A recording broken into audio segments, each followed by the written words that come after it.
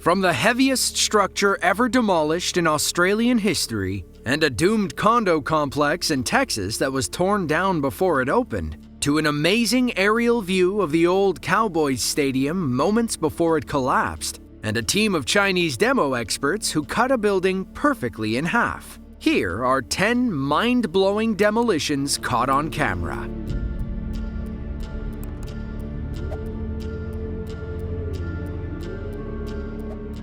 About 800 miles northeast of Jamnagar is the Indian capital of New Delhi. There are strict rules regarding construction in New Delhi. If you don't abide by them, the Supreme Court can order you to tear down your building. That's what happened to a private building company called Supertech Limited and their illegal towers. Residents had spent 12 years fighting with the courts and company to stop the towers from being built. After a long battle, they finally got what they wanted. On August 28th of 2022, they gathered to watch the buildings crumble. One stood at 32 stories. The other came in at 29.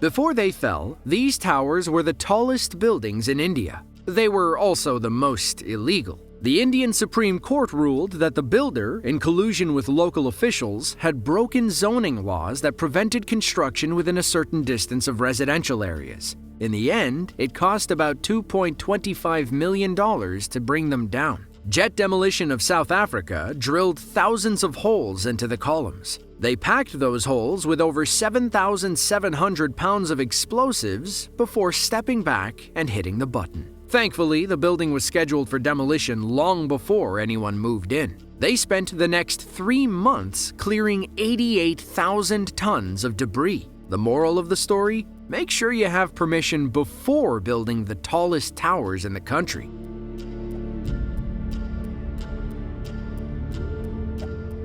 The Munmora Power Station was a coal-fired power plant on the shores of Lake Munmora in New South Wales, Australia. It was operated by Delta Electricity, a company owned by the Australian government. The plant came online in 1969. They decommissioned it in 2012, and the whole thing was gone by 2018. It took Liberty Industrial 28 months to demolish every last piece of the old power plant. On May 20th of 2017, they set their sights on the boilers. They rigged the 23,000-ton structures with dynamite and filmed every angle possible.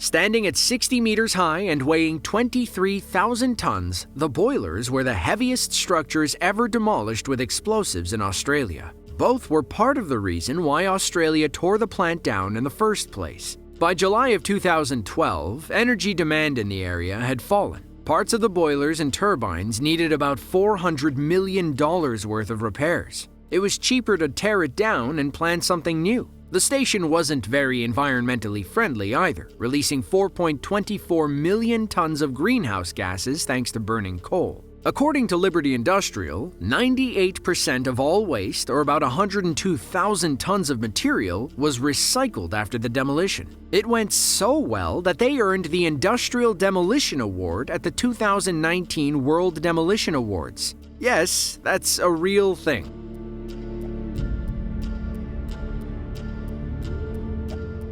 The city of Zhengzhou, China, is the capital and largest city of Henan province. It's also the site of the largest single demolition in Chinese history. The government wanted to breathe new life into the urban area, but that required tearing down the old buildings first. On August 3rd of 2017, Chinese demolition firms rigged 36 buildings with about 2.5 tons of dynamite. It only took them about 20 seconds to tear down the entire neighborhood.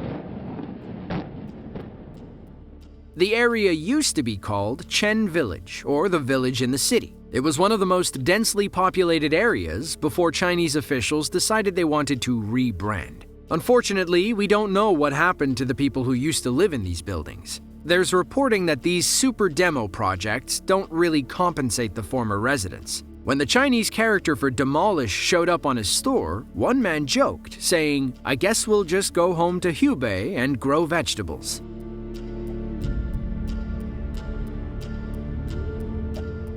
The Egborough power station was the last remaining coal-fired plant in Yorkshire, England. In its prime, the station could produce nearly 2,000 megawatts of electricity, enough to power 2 million homes. The station opened in 1967 and finally closed in 2018. The demolition job began in 2020 and lasted until the summer of 2022. They began by tearing down 8 cooling towers in 2021 and another section in the winter of 2022. Finally, in July, demo crews rigged the final 2 pieces to blow: the chimney and the old boiler house.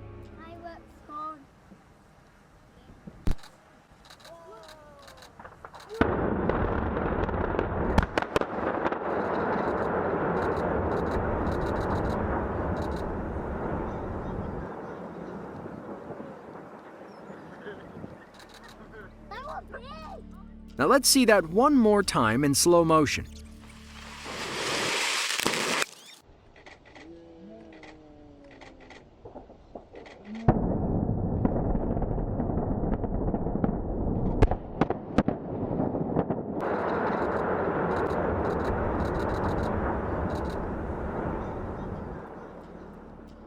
It only takes 10 seconds for the 50,000-ton boiler house and 200-meter chimney to come crashing down. The scene almost looks post-apocalyptic once the dust blows away. Later on, we get some amazing frame-by-frame shots showing the moment each round of explosives went off. The tower itself looks like one giant cigarette sinking into the earth. The cleanup crew planned on recycling 99% of the materials resulting from the demolition. In place of the old Egborough power station, Yorkshire wants to build a series of industrial warehouses.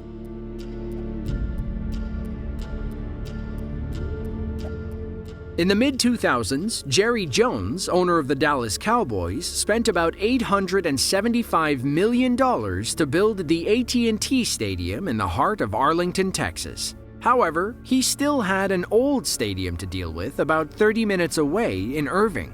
You see, before Jerry World came into existence, the Cowboys used to play at Texas Stadium in Irving. However, the city had little use for a fully functional NFL stadium after Jerry moved the team. So, on April 11th of 2010, the Weir Brothers Demolition Company rigged it to blow. A helicopter flying overhead captured the entire thing.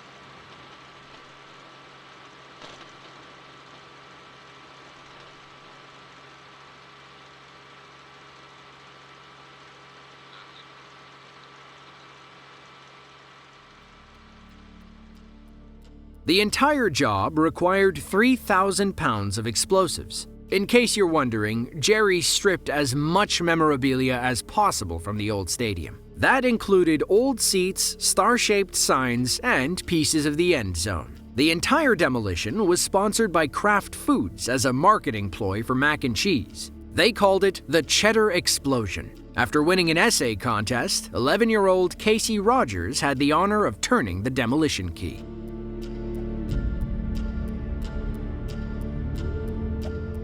The Xiangyun Building in Shenyang, China used to be an architectural marvel. But as the city modernized and new building technologies came to light, local authorities decided it was time to tear it down. However, they had to take an unconventional approach due to its proximity to other buildings. On April 8th of 2014, demolition crews cut the Xiangyun Building perfectly down the middle. First, workers went floor by floor, cutting the building in half. Then, they used a wrecking ball to break away the final support beams.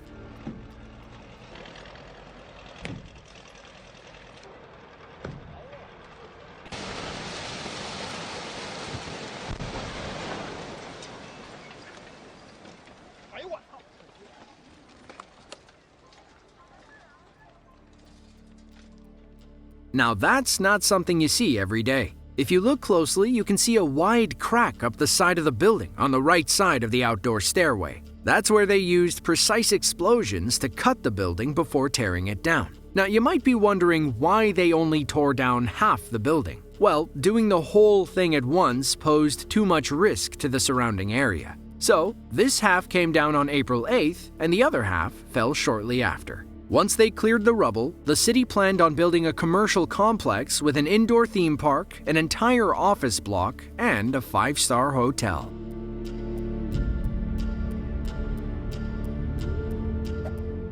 The Sika Thermal Power Station is a coal-fired power plant in the Indian state of Gujarat. It's a centerpiece in Jamnagar, an industrial town on India's west coast. Some call them the world's oil city, since they have some of the largest oil refineries on Earth. To revamp the power plant, Indian authorities decided to tear down some old smokestacks that had been out of service for a few years. Between January 4th and 5th of 2020, two 120-foot chimneys came crumbling down.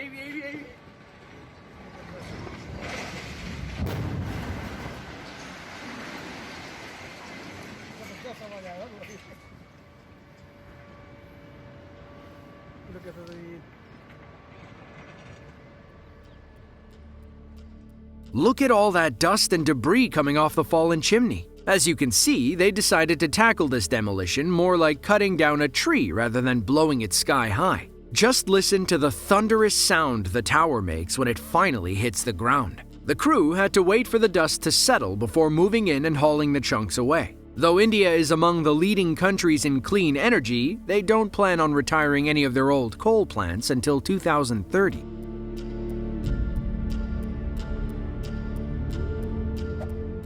In April of 2006, coastal constructors Southwest Ventures had a dream. They would build a beautiful 31-floor luxury condominium complex in the heart of South Padre Island, Texas. It would feature 147 condos, retailing at $2 million a pop. There'd be a gym, a spa, and multiple swimming pools. When it was done, Ocean Tower would be one of the tallest buildings in the Rio Grande Valley. Unfortunately, by 2008, developers had noticed cracks in the columns supporting the parking garage. They were so bad that they rendered the building unsafe to keep standing. All construction halted in May. Then, on December 13th of 2009, all 55,000 tons collapsed. The Ocean Tower dream was dead.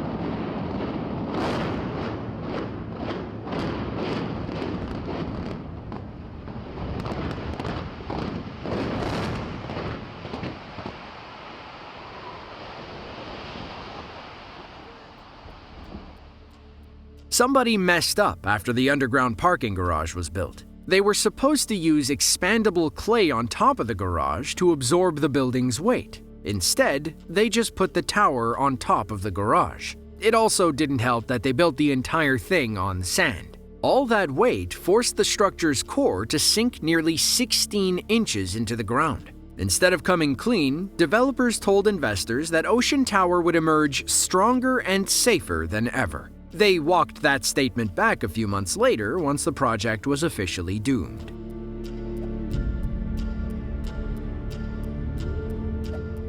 Now, what happens when you mix a pyrotechnics show with a controlled demolition? You get the Wellington Hotel job in Albany, New York. The 11-story building had stood tall since the 1920s. Unfortunately, it sat on a valuable plot of land that the capital wanted to use for a $66 million convention center. But they wouldn't let the near-century-old building fall without a show. On August 23rd of 2014, locals got a one-of-a-kind experience when the Wellington Hotel came down in style. Oh, do you see? Francis? Isn't it a historical moment?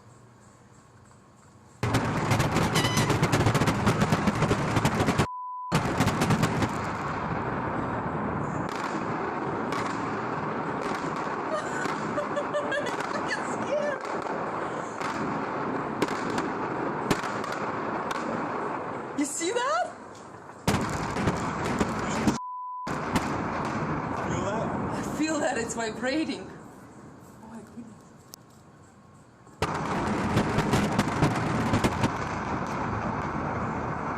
my god, this building is vibrating. Now that's one way to take down a building. Why aren't all demolitions this flashy? And we can't figure out what the J+J stands for at the beginning of the show. Perhaps it has something to do with the demolition company in charge of bringing it down.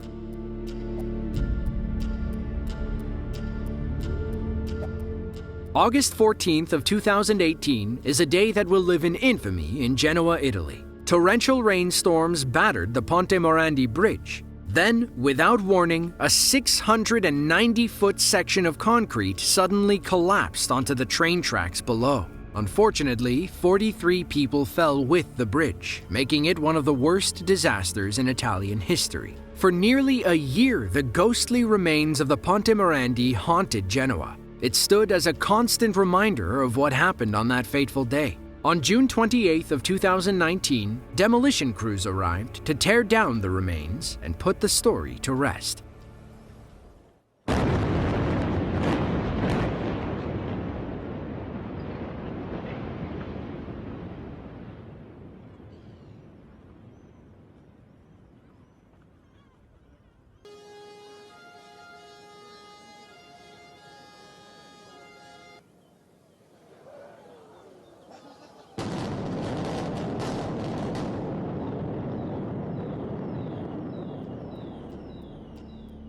After World War II, concrete was one of the only materials Italy had for bridge building. They couldn't afford the steel necessary to build something like the Brooklyn Bridge. Sanctions prevented them from buying it, and Italy couldn't make their own. When the Morandi Bridge opened in 1967, it was among the longest concrete bridges in the world. It stretched over an active railway station and river, connecting two densely populated areas of Genoa. It was truly an architectural marvel of its time. Nobody ever thought it would fail. In fact, before it opened, an article in La Stampa newspaper said, "The bridge's concrete structure won't need any maintenance. Neither will its cables." That comment obviously didn't age well.